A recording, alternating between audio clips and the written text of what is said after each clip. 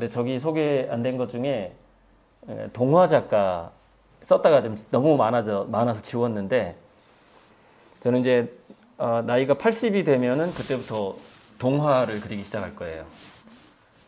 80살 될 때까지는 열심히 이제 다른 비즈니스 하고 또 그림 그리고 그렇게 하면서 어쩌다 보니까 이제 그렇게 독서의 목표를 세워서 책을 많이 읽게 됐는데 아무것도 안 하고 책만 읽은 시간이 한 10년 된다고 보시면 됩니다. 다른 직업을 갖지 않고 그 정도의 어떤 근데 저는 그렇게 할 수 있었던 게 제가 직업이 화가였기 때문에 직장인이 아니었기 때문에 그림도 안 팔리고 그러다 보니까 도서관에서 살게 됐는데 다양한 분야를 동시에 좀 꽤 깊이 있게 좀 아는 사람에 대한 책이 요즘에 폴리메스라는 책이 나왔어요. 폴리메스. 그 책이 나왔던 소식을 듣고 고리들 TV 유튜브 채널 말고 폴리메스 TV를 하나 더 운영해야 되겠다 해서 이제 바로 채널을 하나 오픈했어요. 폴리메스 TV라고.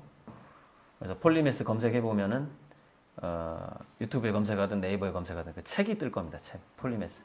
다양한 분야의 지식이 많은 사람인데 그 폴리메스라는 책이 지금 왜 인기가 있냐면 인공지능하고 관계가 돼 있어요. 무슨 얘기냐면 여러분 이미 바둑에 있어서 이세돌 또는 커제인가요? 커제가 알파고를 이길 수 없다라는 것은 전 세계적으로 다 알게 됐죠. 그런데 그 어떤 특정 분야에서 특정 전문 분야, 스페셜리스트라고 하죠. 그 스페셜한 분야에서 인공지능이 하나둘씩 정복해 나가고 있는 거죠. 그래서 뭐 예를 들어서 신문 기사를 쓰는 분야, 그 다음에 의료, 의학, 특히 진단 쪽에 있어서는 이미 인공지능 의사하고 일반 의사하고 이렇게 일반 의사를 그때 12명인가 뭐 20명인가 해서 진단 테스트를 하는 겁니다. 자, 2학년 잠시만. 성지반 학생들 그 수학실로 3층 수학실로 지금 잠깐 모여주세요. 수학 얘기가 나와서 드리는 말씀인데 수학 문제를 풀어주는 애플리케이션이 있어요. 근데 보통 뭐 대학 수학이든 고등학교 수학이든 문제를 딱 사진 찍어주면 3초 만에 풀어줍니다. 3초가 안 걸려요. 근데 왜 3초가 걸리죠? 전송됐다가 다시 오는 시간이 있잖아요. 즉 수학 문제를 풀어주는 인공지능은 찍자마자 바로 풀어버립니다. 그 문제를 보자마자. 즉 0.3초도 안 걸린다고 봐야 되겠죠. 그런데 그 애플리케이션 가격이 몇 년 전에 3,000원이었어요. 그러니까 여러분들이 스마트폰에 그 수학 문제 풀어주는 애플리케이션을 깔고 다니면은 어떻게 될까요? 수학은 그걸 만약에 허용한다면 시험장에서 수학을 만점을 받겠죠. 네. 무슨 얘기냐면 제가 아까 의사하고 인공지능 의사의 대결에 있어서 진단의 정확도 시험이 있어요. 그러면은 이 사람은 어디가 뭐 징후가 안 좋고 어쩌고 저쩌고 이렇게 문제가 나와. 그럼 이 사람의 병명이 뭐냐 이거예요. 의사들이 보통 65점이 나옵니다. 점수가. 정확도가. 근데 몇 년 전 통계인데 몇 년 전에 인공지능 의사가 85점 정도가 나왔어요. 인간을 능가했는데 지금은 아마 98점 이상 점점 좀 돼가고 있겠죠. 왜냐하면 통계가 쌓이고 있으니까. 자, 폴리메스라는 책이 지금 왜 인기가 있냐면은 바로 이런 것처럼 스페셜한 분야에서 인간들이 급속도로 인공지능에서 밀려나고 있다는 것이죠. 자기보다 더 스페셜하게 들어갈수록 더 불리해지는 상황이 와버렸다는 거죠, 인간이. 그러면 스페셜의 뭐 반대말이라고 하기는 그렇고, 스페셜리스트의 그것이 수직적이라면, 우물을 깊게 파는 듯하게. 그럼 우물을 넓게 파는 사람들을 보통 제너럴리스트라고 부른단 말이죠. 알파고가 은퇴하면서 나는 더 이상 나는 바둑계를 떠나겠다라고 그 알파고의 하사비스가 은퇴를 하면서 한 말이 있습니다. 알파고는 이미 AGI가 되었다라는 인터뷰를 합니다. 이것도 뭐 한 2년 전 인터뷰일 거예요. AGI 그 G가 바로 제너럴이라는 뜻이에요. 보편적인. 거의 모든 것을 범용 뭐 이렇게 해석하기도 하고 이것저것 다 할 수 있다는 뜻이에요. general. 그게 artificial general intelligence가 AGI거든요. 이미 알파고는 AGI가 됐다. 이렇게 인터뷰를 하면서 2년 전에 뭐라고 그랬어요? 알파고는 더 이상 바둑 연구를 하지 않는다. 앞으로 생명과학 연구를 하게 될 것이다. 이렇게 얘기를 합니다. 알파고가 지금 생명과학 연구를 하고 있죠. 특히 뭐 연구하고 있죠? 바이러스. 코로나 치료제를 인공지능이 연구를 하고 있는 것이죠. 지금. 순식간에 많은 정보를 파악을 하고 그 정보, 자, 인류의 그 정보의 그 데이터라는 게 어떻게 쌓여왔어요, 지금까지? 어떤 방식으로 쌓여왔죠? 전문가를 중심으로 쌓여왔어요. 왜? 대부분의 사람들이 전문가가 되기를 원했으니까. 스페셜리스트가 되어야만이 돈을 벌 수 있었으니까. 그래서 우물을 깊게 파는 시대였단 말이에요, 지금까지. 변호사 자격증을 따야 했고, 그러죠. 전공 분야를 정해서 그 분야를 잘해야 했단 말이에요. 그래야 취직할 수 있었고, 왜? 인간 전문가들을 많이 원했었으니까, 세상에서. 그런데 그 인간 전문가들이 인공지능에서 지금 퇴출당하고 있다 이거예요. 몇 년 전부터. 실은 언제부터였다고 봐야 될까요? 예를 들어서 전화상담원이라든지 뭐 거슬러 올라가 보면은 일단 마부가 퇴출되기 했던 때가 있었어요. 약 100년 전에. 자동차가 나오면서. 예. 그리고 중간쯤 지나면은 어떤 사람들이 대거 해고당했냐면 타자 치는 사람들. 예. 타자 치는 사람들이 대거 컴퓨터가 나오면서 이제 직업을 이렇게 되죠. 대량 실업의 문제죠. 대량 실업. 앞으로 다가오는 시대에 가장 많은 대량 실업이 어디서 일어날까요? 운전사들. 자율주행차가 나오니까. 그 운전하는 그 직업의 숫자가 어마어마해요. 우리나라만 해도 거의 100만 명, 난 통계를 안 내봤어요. 근데 일단 뭐 10만 단위가 아니에요. 거의 뭐 100만 단위일 가능성이 높아요. 운전하는 직업을 가진 사람들이.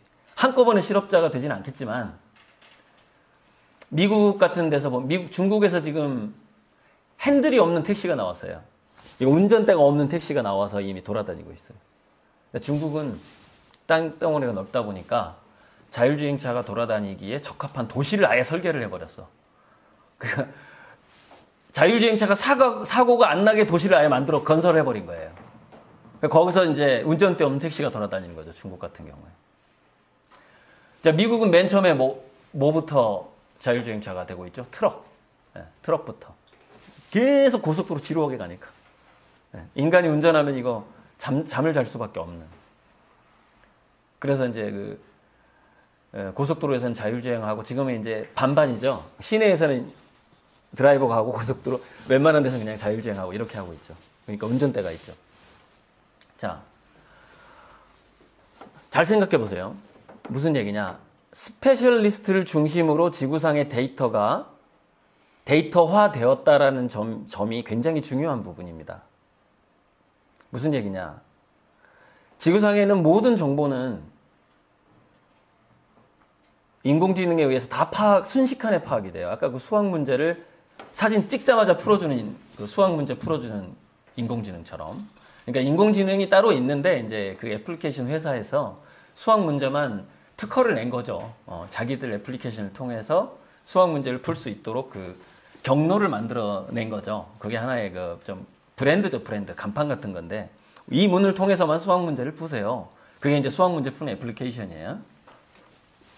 인공지능은 이제 모든 것을 다 하게 될 것이고, 중간중간에 바로 그 경로를 만들어주는 사람들이 돈을 벌게 되는 거예요.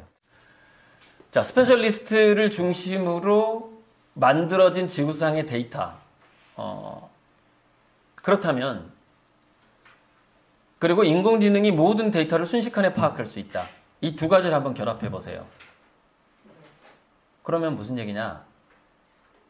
깊은 우물을 파려고 하면 할수록 실업자가 될 확률이 높다. 이런 결론이 나오게 됩니다. 네, 전문 분야에서, 근데 전문 분야에서도 예를 들자면, 뭐 의사다 그러면은 의과대학 내에서도 뭐 정신과 의사, 뭐 내과에 뭐 진단의학과, 영상의학과 이렇게 만약에 여러 개를 전공한 의사가 있다고 칩시다. 그러면은 그 사람은 병원에서도 끝까지 생존할 가능성이 높아요.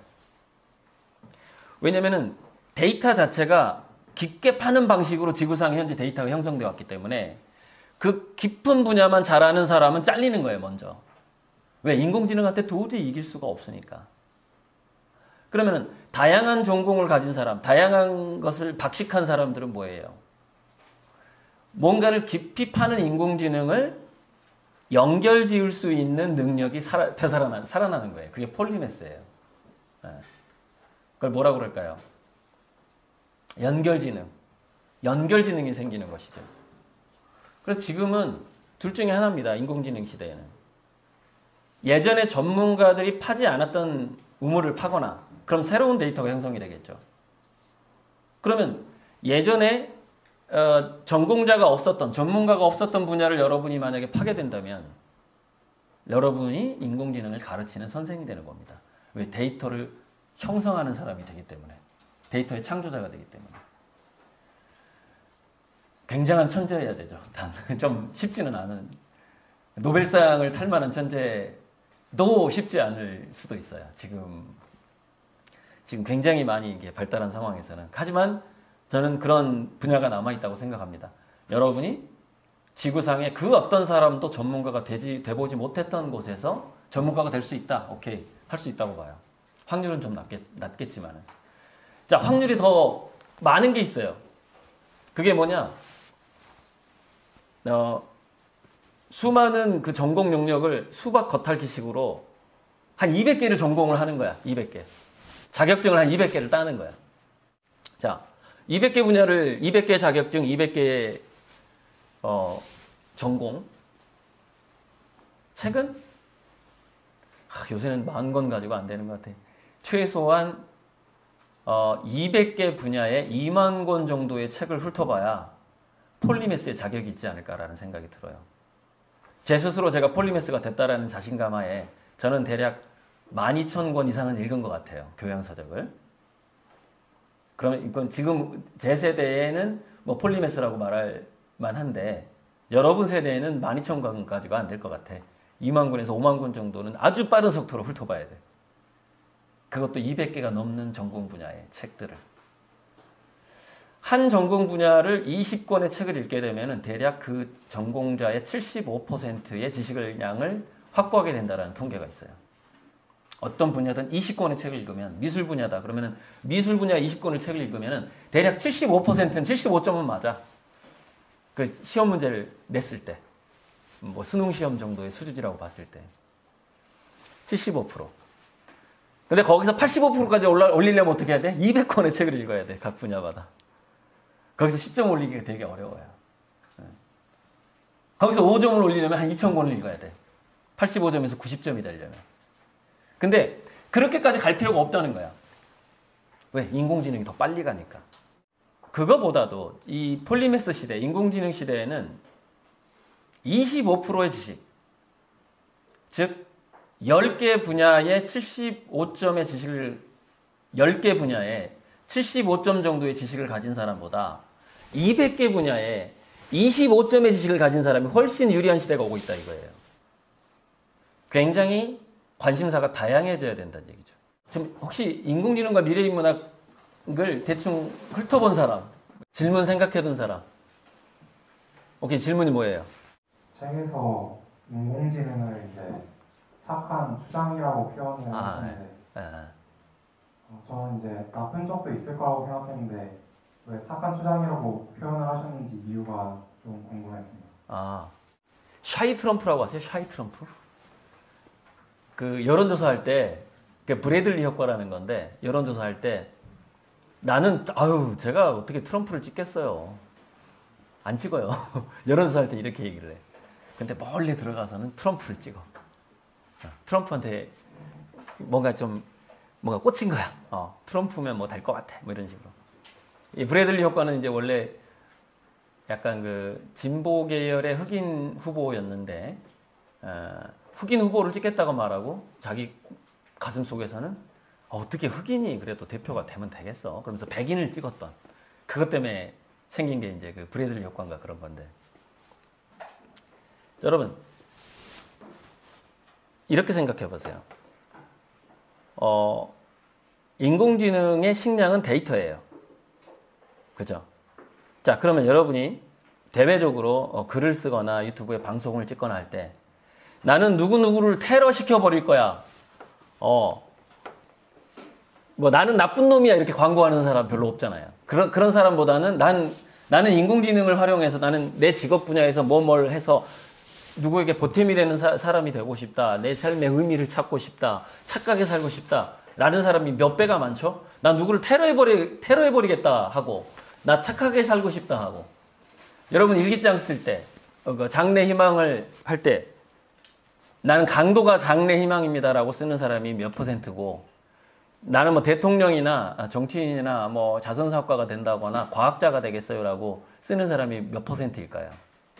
바로 그 모든 데이터들을 인공지능은 학습을 하게 됩니다. 그래서 나쁜 짓을 할 거야라는 데이터가 지구상에 적으면 인공지능은 착해질 수밖에 없는 거예요. 또 하나 효과는 뭐냐면 인간이 너무나 악해져 있어요. 왜 그렇게? 인간은 세포를 가지고 있죠. 통계는 안 내봤지만 한 인간이 평생 한 100년 산다고 쳤을 때 대충 제 기억에 치킨을 한 500마리 먹고 돼지를 한 50마리 먹고 소를 한 5마리를 먹는다 그래요. 무슨 얘기냐? 몸을 가진 생명체는 누군가를 죽여야만이 자기가 살 수 있다는 것이죠. 그리고 자기가 살아남아야만이 또 그 DNA를 퍼뜨릴 수가 있죠. 그러다 보니까 이기적으로 세포를 가진 모든 생명체는 이기적이 됩니다. 즉 이타적인 세포는 다 멸종했습니다. 이미. 예전에 어떤 그 고승이 배고픈 호랑이한테 자기 몸을 바쳤다라는 그런 뭐 고승열전 이런 거 보면 이제 그런 옛날에 그 스님도 나오곤 하는데 DNA는 못 퍼뜨렸죠, 그죠? 스님이었고 호랑이한테 먹혔으니까. 마찬가지로 이기적인 유전자가 계속해서 유전될 수밖에 없는 거예요. 내가 살아남기 위해서 남을 짓밟아야만 하는. 근데 모든 인간이 그런 식으로, 모든 생명체가 그런 식으로 진화를 해왔기 때문에 자기가 얼마나 이기적인지 몰라요. 왜? 기준이 없거든. 근데 인공지능은 세포가 없어. 세포가 없어. 즉 인공지능이 알파고한테 바둑을 이겼을 때, 그러니까 알파고가 이세돌한테 바둑을 이겼을 때 하지 않아, 인간과의 차이점이 있어요. 기뻐하지 않는다. 이겼다고 뻐기지도 않는다예요. 왜? 그런 감정이 없어요. 데이터만 있을 뿐이야. 감정은 어디서 비롯되죠? 인간의 감정은 신경전달 물질하고 호르몬. 신경전달 물질과 호르몬은 세포에가 있다. 즉 인간의 세포가, 모든 생명체 세포가 굉장히 이기적이고, 그 이기적인 것을 좀 나쁘게 표현하면 악해요. 성악설이야, 성악설. 그래서 우리가 봤을 때 지구상의 데이터를 식량으로 성장하는 인공지능은 우리가 봤을 때 완전히 성인 도덕군자야. 근데 전 세계의 정보를 다 가지고 있고 다 컨트롤할 수 있죠. 그러니까 지구촌 착한 추장이 되는 거예요. 그래서 책에다 그렇게 설명을 해놓은 겁니다.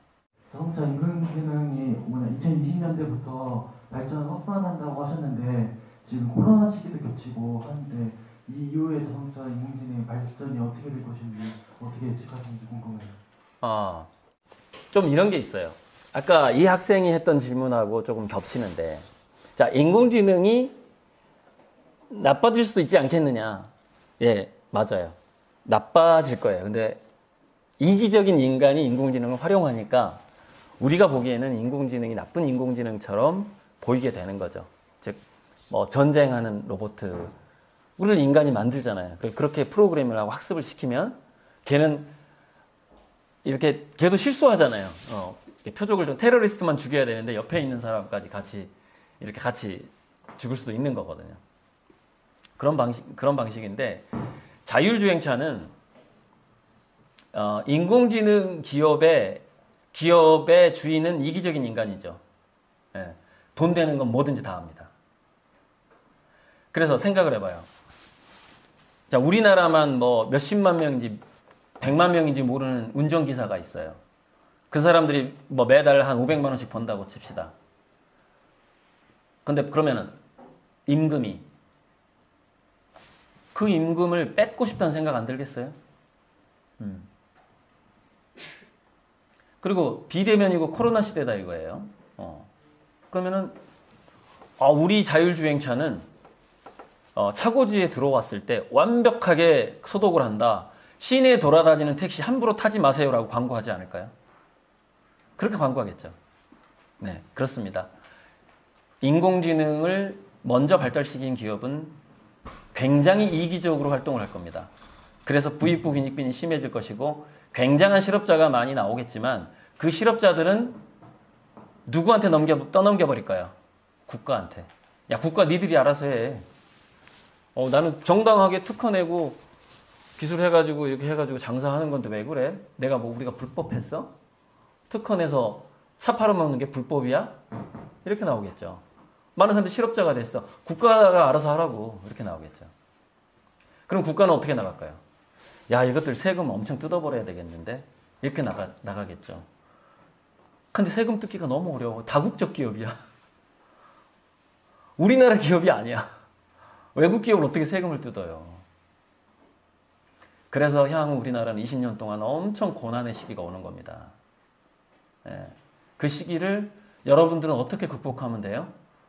책을 읽거나 200여 개 전공 분야에서 대략 25점 정도의 또는 2000개의 전공 분야에서 15점 정도의 수준을 만드셔야 돼요.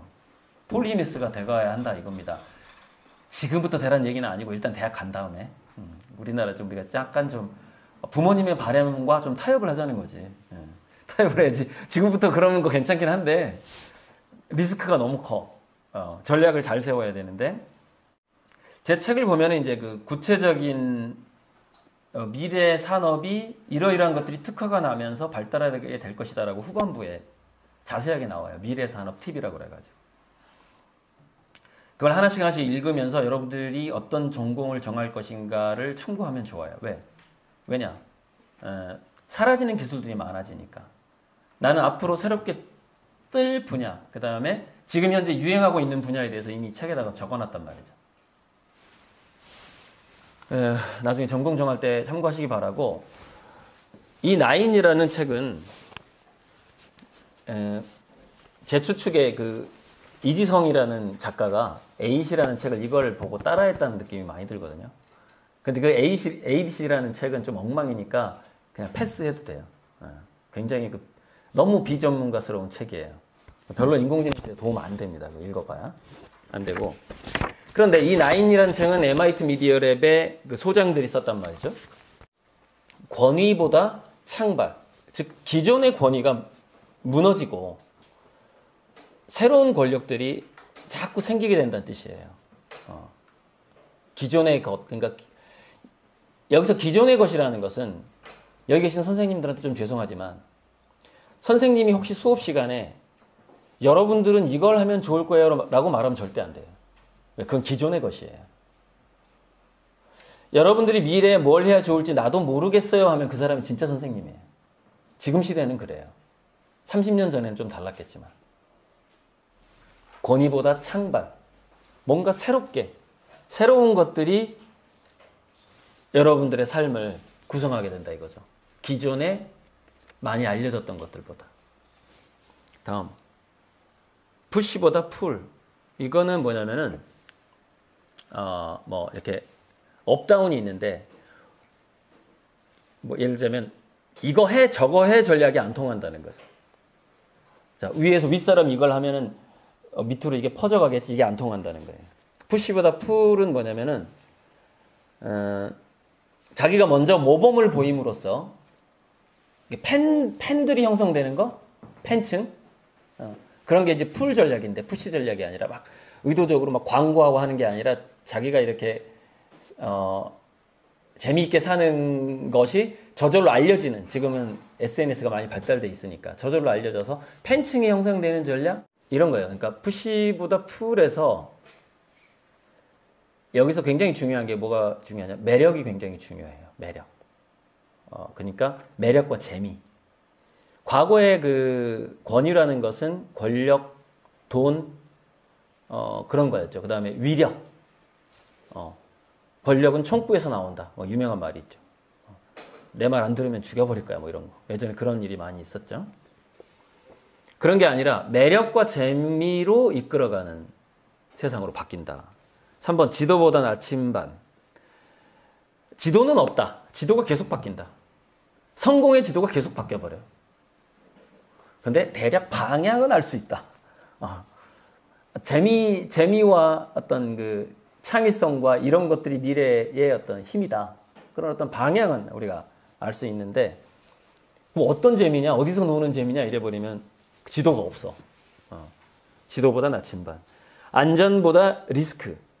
자, 안전을 쫓는다라는 것은 지도하고 권위를 쫓는 게 안전이에요. 그죠?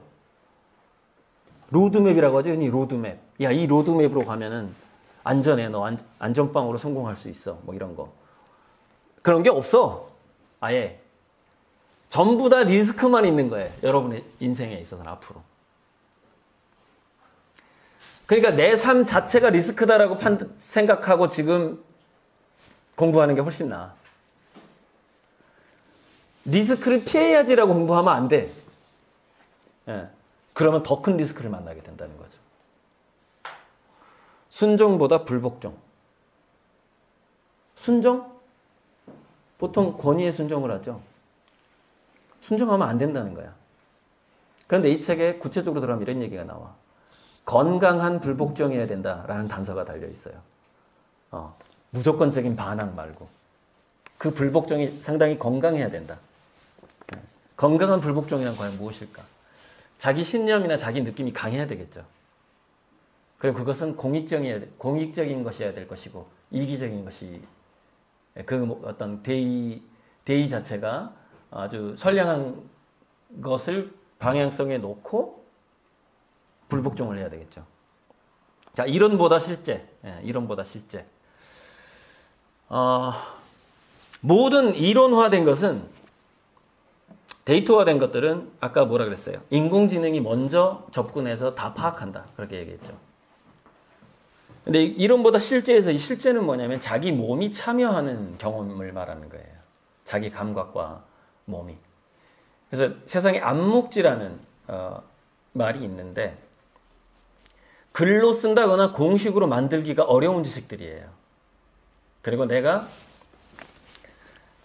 분명히 그 깨달음이 있고 뭔가 그 느낌을 알겠는데, 1시간 동안 그거에 대해서 강의를 해보라고 했을 때 내가 강의를 못 하겠는 거야. 내가 알긴 알겠는데 언어로 잘 표현이 안 돼. 주로 이제 몸지능을 암묵지라고 보통 많이 말을 하는데, 여러분 자전거 타는 법을 논문으로 쓸 수 있겠죠. 근데 야, 이렇게 한번 타봐 하고 하는 게 더 빨라요. 그 논문 읽고서 자전거 타는 법을 배우는 것보다는. 그죠? 그런 게 암묵질이라는 거예요. 직접 해봐야만이 알 수 있는, 즉 빅데이터가 많은 거야. 숫자와 문자로 이루어지지 않은 정보가 아주 많은 것들이 인공지능의 접근이 늦기 때문에, 그래서 이론보다 실제가 중요하다고 얘기하는 거예요. 빅데이터를 자기가 체득해야 되기 때문에, 몸으로. 물론 이 시대도 한 30년 후면은 인공지능에 의해서 좀 정복될 것 같다는 느낌이 들어요, 저는. 자, 7번 능력보다 다양성. 맨 처음부터 얘기했죠. 2000개 분야를 15점 맞게끔 공부를 하라 이거예요. 또는 200개 분야를 25점 맞게 공부하든지. 20개 분야를, 여러분 보통 고등학교 학과목이 한 20개 되죠. 20개 분야를 90점으로 공부하지 말라는 거예요. 200개 분야를 75점 정도로 맞게 한번 해봐라. 다양성. 여러분 여기서 다양성이라는 것은 회복력하고 면역력의 다른 말이기도 해요. 지금 코로나 시대다 보니까. 자, 8번. 견고함보다 회복력. 회복 탄력성이라고 하죠. 회복 탄력성. 좀 탄성이라고 하죠. 탄성. 스프링처럼. 9번. 대상보다, 특정 물질 대상보다 시스템. 시스템. 이건 좀 속으로 들어가야만이 되는데, 몇 개를 제가 뽑아봤어요. 이 책에서. 이 책에서 우리가 생명산업이 좀 복잡하긴 한데, 바이오 쪽의 발달 속도도 무어의 속도, 그 그거보다 한 6배가 빠르다는 얘기가 나오는데 DNA 분석이라든가 이런 게 발달하는 그 속도가 굉장히 빠르다. 그러니까 이게 지금 노화 극복이라든가 질병의 그러니까 뭐 희소병까지는 아니겠지만은 대다수의 그 질병은 극복되는 때가 우리 예상보다 더 빨리 올 수도 있어요. 그래서는 제가 미래학을 공부하면서 제가 몇 살까지 살 수 있을까를 나름대로 계산을 해봤거든요. 그때 한 300년을 사는 걸로 나오더라고요. 단 건강을 유지를 잘해야 되는데 계속해서 의료가 발달해버리는 거야. 죽을만 하면 발달해버리는 거야. 또 죽을만 하면 발달해버리고 거의 290년 이상 사는 걸로 나오더라고. 그냥 내가 나름대로 계산해보니까. 자, 좀 이게 넘어가고. 그래서 여러분 그 암묵지 중에 그 산에서 약초 캐는 사람들이 있어요. 그 다음에 송이버섯 이렇게 캐는 사람도 있거든요. 근데 그 사람들이 송이버섯을 어떻게 파악을 하냐면은 이 낙엽이 쌓이잖아요. 낙엽하고 그 소나무 잎, 그 가리나무라고 우리가 시골에서 불렀는데 그게 이렇게 쌓인단 말이죠. 그럼 바람이 불어서 자연적으로 쌓일 거 아니에요. 그런데 송이버섯이 예를 들어서 낙엽이 10cm가 쌓였어. 근데 송이버섯이 올라오면서 속에서 1cm를 밀었어. 또는 한 3cm를 밀었어. 그러면은 미묘하게 낙엽이 쌓인 패턴하고 밑에서 살짝 밀어낸 패턴이 달라. 낙엽이 쌓이는 모양이 다른 거야. 그것을 버섯을 계속 캐러 다니다 보면 그게 보여. 낙엽 쌓인 것만 봐도 이 밑에 버섯이 있는 게 보이는 거지. 네. 마치 와인 소믈리에가 와인 소믈리에에 관한 책을 읽어보니까 정말 깜짝 놀랐는데 와인을 마셔보고 미네랄을 분석해버려. 이 와인 맛은 이탈리아 어느 지방 어느 농장에 서남쪽 땅에서 서남쪽에 심어져 있는 포도나무에서 딴 걸로 와인을 만들었다 이렇게 나와버려. 와인 맛만 보고. 거기까지 암묵지가 갑니다. 인간의 실력이라는 게, 이 감각이라는 게. 송이버섯 찾는 거 못해요. 낙엽이 쌓인 패턴의 약간의 차이를 가지고 버섯을 찾아내버리는데 그걸 처음 해봐가지고 바로 이런 것들은 인공지능이 미네랄 분석은 할 수 있지. 와인 한 방울 뚝 떨어뜨리면. 그럼 이제 버섯 캐는 로봇이 나올 수도 있죠. 버섯 캐는 로봇이랑 같이 다니면서 산에 이제 올라가면서 한 15년 내에 나올 것 같은데 버섯 캐는 로봇. 10만이들이 데리고 다니면서 그 산삼 캐는 프로젝트. 드론으로 한번 쫙 지나가면 산삼이 바로 보여버려. 어디 있는지. 그 로봇이랑 산삼 캐러 가는 거지. 빠르면 15년에서 20년 내에 이게 가능할 것 같아요. 제 생각에. 지금 여러분 이게 가능하려면 첫째 뭘 만족해야 되죠? 로봇 가격이 싸져야 돼요. 그죠? 그리고 드론 촬영 서비스가 거의 무료화돼야 돼요. 그러면 산삼을 로봇을 데리고 가서 캘 수가 있는 거죠.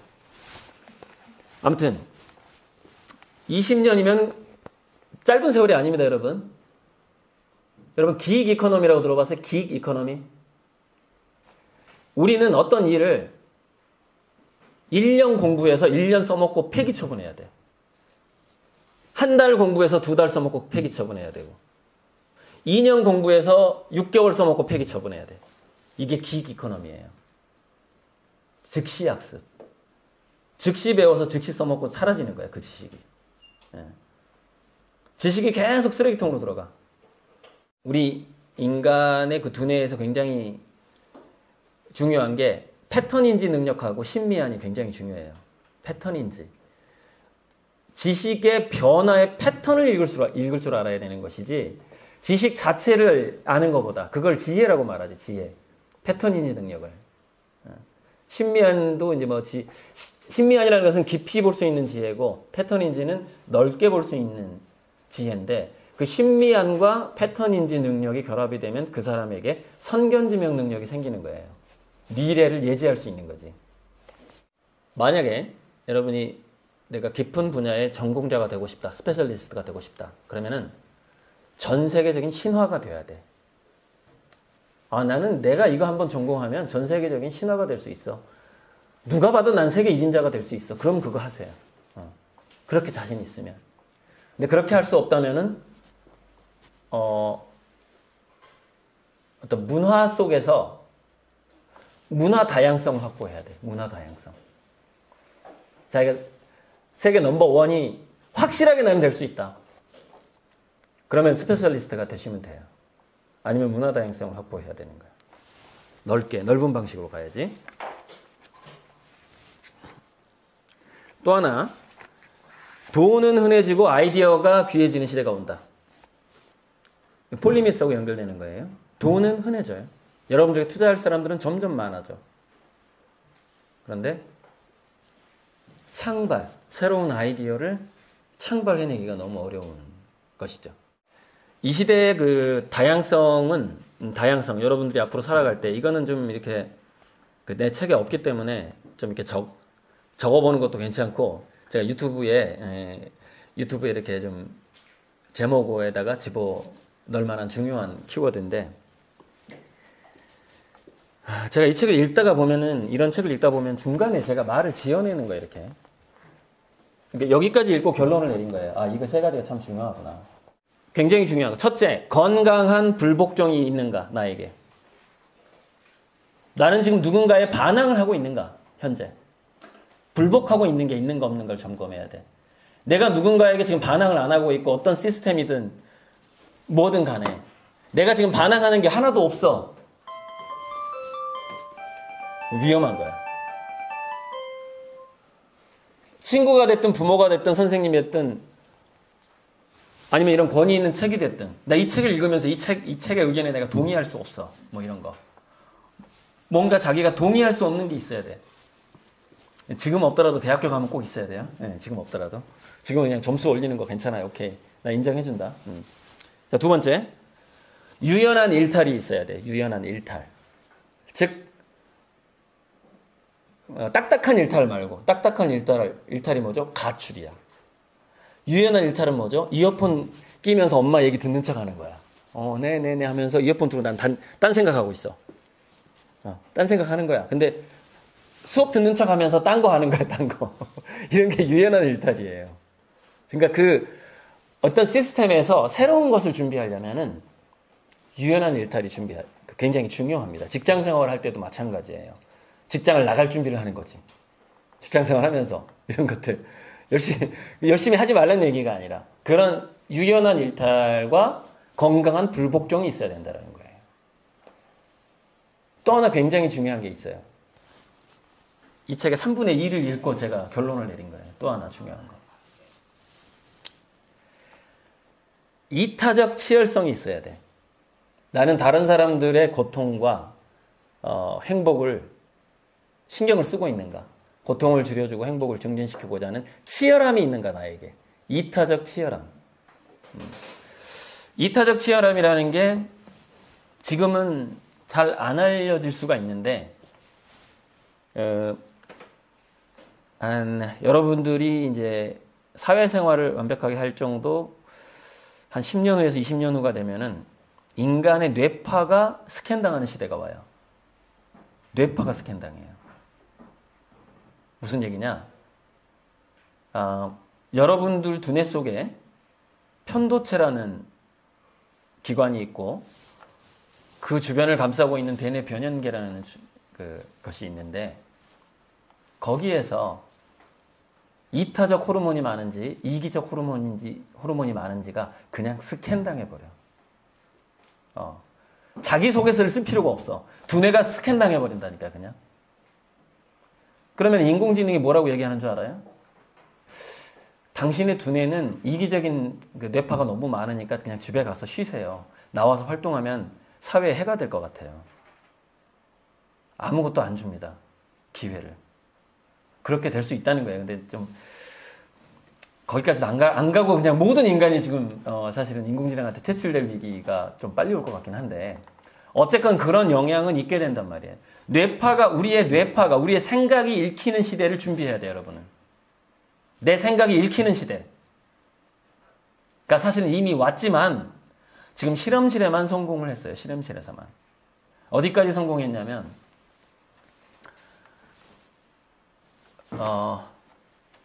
한 사람이 머릿속으로 문장을 생각했을 때 나는 선생님이 좋아요라는 문장이라고 쳐봐요. 나는 선생님이 좋아요라는 생각을 하고 있어. 그걸 뇌파로 읽어버려.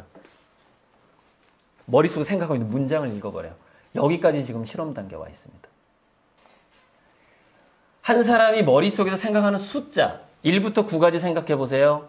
그중에서 이 학생이 7을 생각하고 있어. 이거 읽는 기술은 10년 전에 나왔어요. 이미 10년 전에 나왔어. 내가 그 책을 읽은 것만 해도 8년 전이니까. 굉장히 오래전에 나왔어요. 여러분의 뇌파를 읽는 기술이. 지금은 여러분들 CCTV로 여러분들 왔다 갔다 하는 거 모습만 찍죠. 뇌파까지 찍어버려 이제는. 모든 것이 투명해지는 시대가 와버린다는 거예요. 우리가 자기 마음을 닦는다라는 것, 인격을 인격이라고 하기보다는 착해야 되고, 그 다음에 즐거워야 되고, 그런 거. 본인부터가 행복한 인간이어야 돼. 근데 좀 착해야 돼. 착하고 행복해야 돼. 이 기본이 얼마만큼 중요한 것인가. 왜? 다 들키니까 이제는. 왜? 우울한 사람이 밖에 나오면 어떻게 돼요? 꼭 별로 좋지를 않아. 예. 우울한 사람들에게는 기회가 줄어들게 되겠죠. 예. 밝고 착해야 되는 거죠. 지금은 이런 얘기를 해보고 싶은데, 여러분들이 만약에 정치를 하고 싶다면 나는 그냥 녹색당에 가입하라고 하고 싶어. 미래는 에코시스템이야. 생태계가 굉장히 중요한 자원이 되기 때문에. 내 정치에 뜻이 있다. 그럼 민주당 가지 말고 국민의힘은 잊어버리고 녹색당을 갔으면 좋겠다. 금방 유럽에서 녹색당이 그 힘을 얻는 것처럼 우리나라도 금방 그런 시대가 오는데 거의 10년이면 벌써라는 느낌이 올 정도로 녹색당 힘이 강해질 가능성이 아주 많습니다. 코로나가 더 그런 시대를 하고 있죠.